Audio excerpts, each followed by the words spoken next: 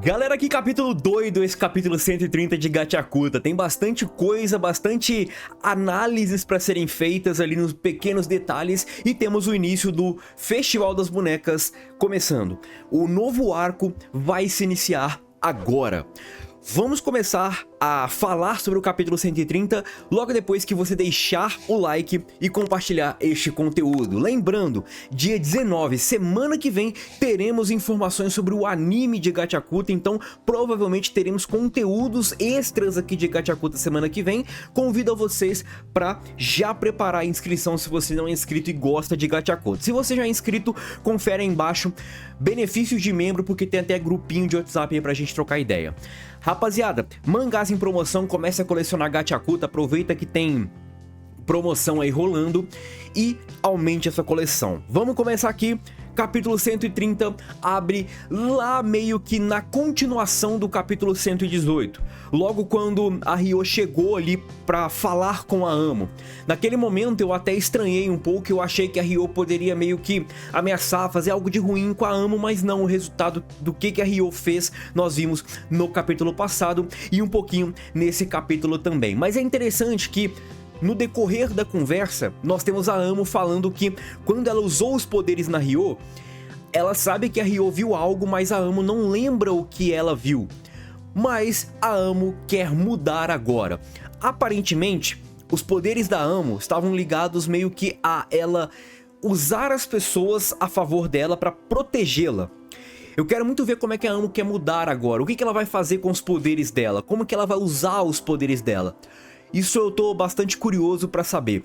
Mas outra coisa que eu estou curioso também pra saber é o que a Ryo viu e que chamou a atenção da Amo. Porque a Ryo, ela aparentemente tem um passado ali meio que nebuloso. Afinal de contas, o próprio Kuro, quando abre espaço pra ela divulgar ou perguntar qualquer coisa, o Kuro, ele comenta algumas coisas ali que deixa a Ryo bastante irritada, até mesmo com o Kuro. E isso me chama bastante atenção, e até mesmo lá no início da obra, quando ela fala que os pais deixam heranças que não necessariamente são boas. Tudo isso chama atenção e é óbvio que tudo isso ainda é um mistério. Agora voltamos aqui para a parte atual da cronologia, onde nós temos a Amo sendo apresentada como nova integrante dos Zeladores, e ela está ali para meio que servir de colírios para os olhos e curar corações. É muito interessante essa parada de curar corações, porque eu acredito que tem muito a ver com a maldição que está crescendo dentro do Rudo. Porque aquela maldição, que parece de fato um casulo, parece também muito que o coração do Rudo é aquilo. Não é necessariamente o coração original do Rudo é aquilo, mas se transformou naquilo, talvez por conta da série de Vigia, ou também por conta de toda a herança Surebrek que o Rudo carrega com ele. Talvez a Amo seja importante pro Rudo não destruir o planeta, vamos dizer assim. Talvez os poderes da bota sirvam para manter a maldição que tem crescendo dentro do Rudo sob controle. E obviamente, afinal, já que a série de Vigia foi criada para ser usada por um camarada só, provavelmente tem um certo equilíbrio entre as partes que vai ser fundamental para manter aquela maldição talvez trancafiada. Endine questiona um pouco sobre essa parada, tipo assim, de por que a Amo vai se juntar logo à linha de frente, já que ela responde diretamente ao chefe. Meio que um ciúmes do Endine, afinal de contas, pô, ela acabou de chegar e já tá respondendo direto ao chefe, que história é essa? É como se fosse uma líder de pelotão, mas não, a linha de frente é importante justamente por conta disso. Logo quando ela começa a brilhar mais ainda, tanto o Follow quanto o Endine quanto o Rudo ficam hipnotizados por ela, e ela começa a falar sobre o que o tio Corvus contou pra ela. O tio Corvus falou que os poderes dela têm capacidade de curar pessoas. Muito interessante isso, porque de fato pode ser algo relacionado principalmente ao Rudo, e não só ao Rudo, mas também a outras pessoas malignas. Talvez até mesmo aquele amigo que o Corvus falou que não podia meio que abrir ainda tudo pro Rudo, porque o Corvus tinha um amigo ali meio que trilhando um caminho que ele não queria, ele precisava impedir esse amigo. Talvez os poderes da Amo sejam fundamentais para ele conseguir neutralizar ou parar esse amigo e mudar ele de novo. E certamente, pelos poderes da Amo ainda serem imperfeitos, nada mais justo do que ela se juntar aos zeladores e treinar esses poderes, né? Sentindo vários sentimentos, várias sensações, e tudo isso vai fazer com que ela evolua. Semil fala pro Engine não ficar preocupado porque ela não sentiu nenhuma hostilidade vindo da Amo, e ela meio que fala: pô, Engine, a série de Vigia provavelmente é bem importante para ir pro paraíso. Então nada mais justo do que meio que manter todas as peças que nós temos em nosso controle, em nosso campo de vista, né? Rudo, Amo, enfim, tudo que a gente tem até agora tá com a gente.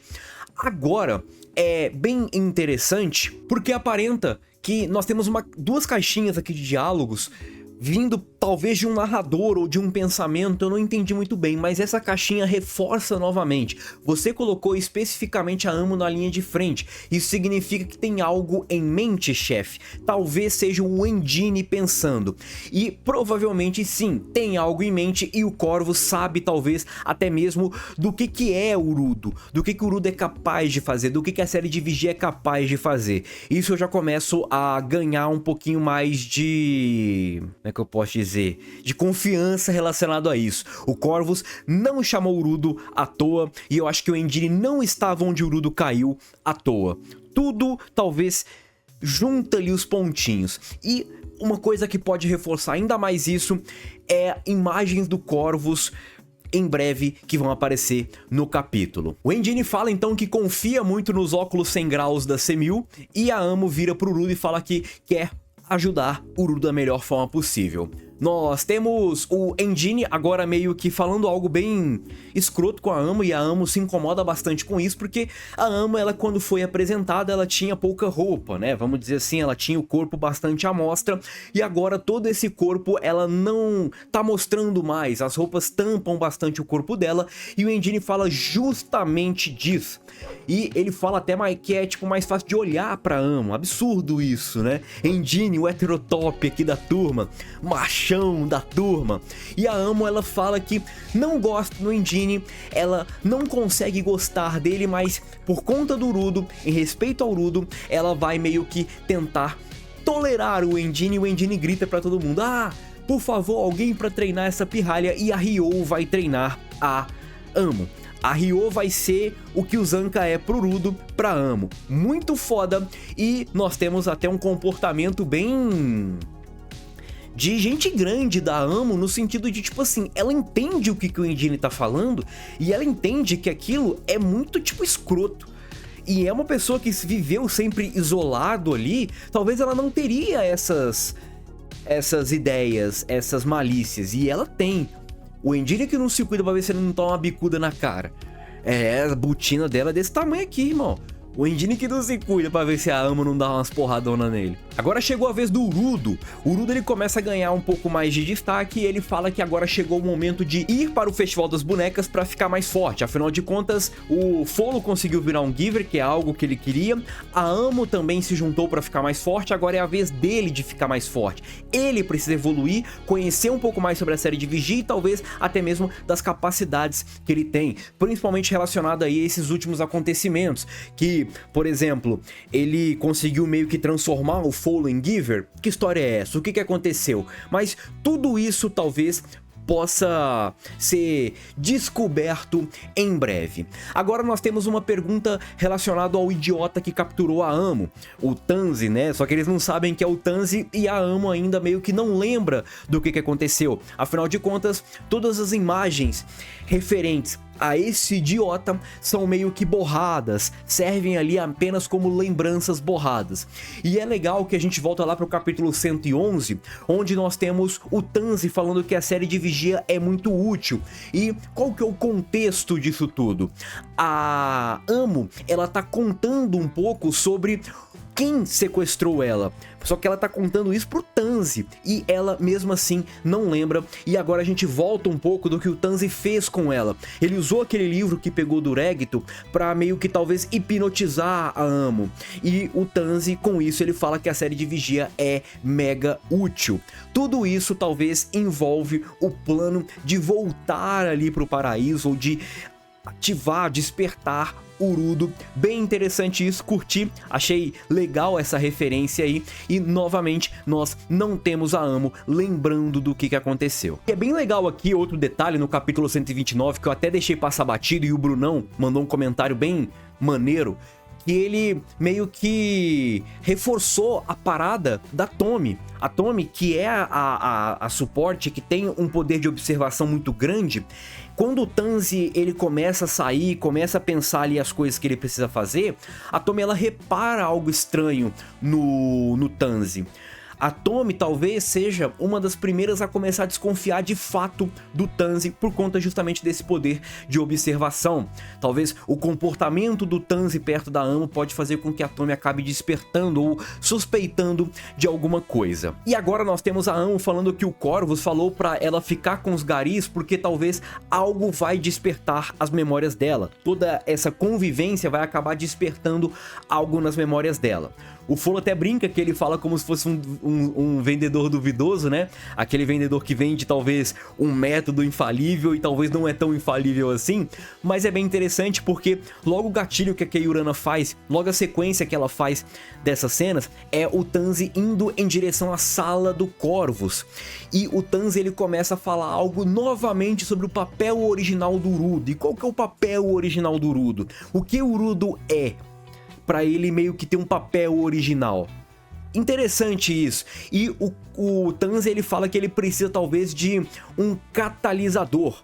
E ele precisa de algum tipo de sacrifício, e todo esse trabalho que ele teve, toda essa proximidade que ele teve com a galera, fez com que ele tivesse uma ideia brilhante, e ele abre o que aparenta ser a porta da sala do Corvus, e o Corvus está nessa sala e ele já olha ali meio que de canto de olho pro Tanzi, e eu acredito que nós teremos confusão e nós teremos Corvus versus Tanzi. Não sei se isso vai ser mostrado agora, mas o Tanzi ele fala que precisa de um sacrifício e o Corvus aparentemente está de olho nele.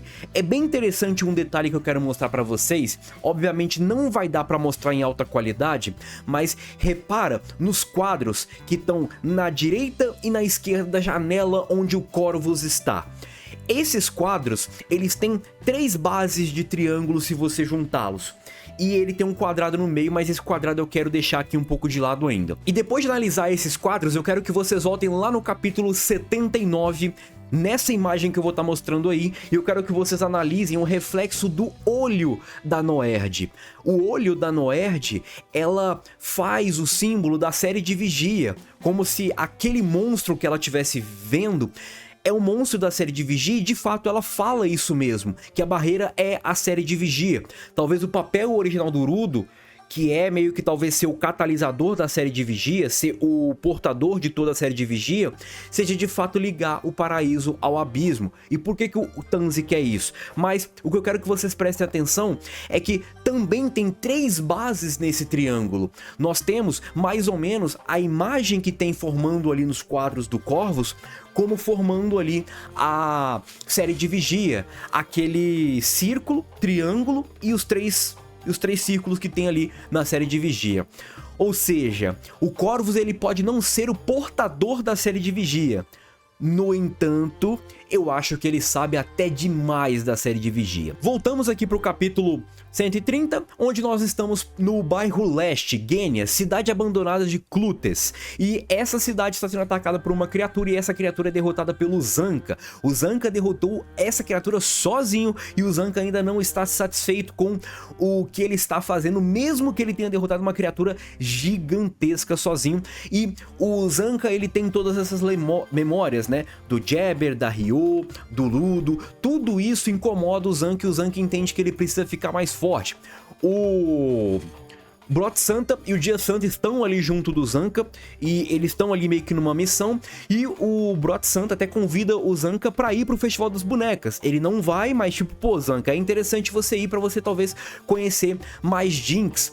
E o cartaz Festival das Bonecas chama a atenção do Zanca. O Zanca, ao saber que o Engine vai, ele acaba meio que aceitando e ele joga o cartaz meio que pra fora, né? Ele descarta o cartaz e esse cartaz acaba caindo nas mãos do que eu acredito ser a Ryo, a nova Ryo, ou uma pessoa muito parecida com a Ryo, e essa pessoa já apareceu no capítulo 81, quando ela foi meio que talvez salvar a Noerd. Onde a Noerd caiu, essa pessoa que apareceu agora estava lá. E junto dessa pessoa apareceu junto os carcereiros. Não sei se vai ter uma ligação, foi só coincidência, ou ela sim tem alguma ligação com os carcereiros, sendo a Ryo, a nova Ryo.